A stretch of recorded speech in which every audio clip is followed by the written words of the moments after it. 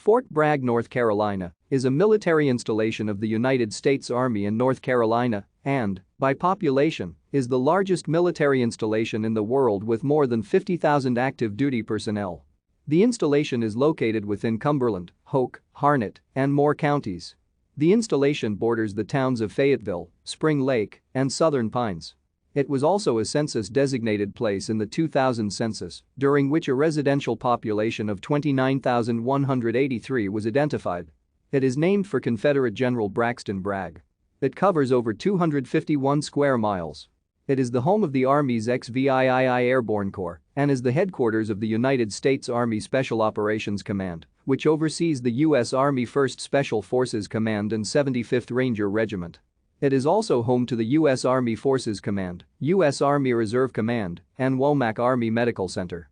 Fort Bragg maintains two airfields, Pope Field, where the United States Air Force stations global airlift and special operations assets as well as the Air Force Combat Control School, and Simmons Army Airfield, where Army aviation units support the needs of airborne and special operations forces on post. Camp Bragg was established in 1918 as an artillery training ground. Thank you for watching. Like and subscribe if you would like to view more of our videos. Have a nice day.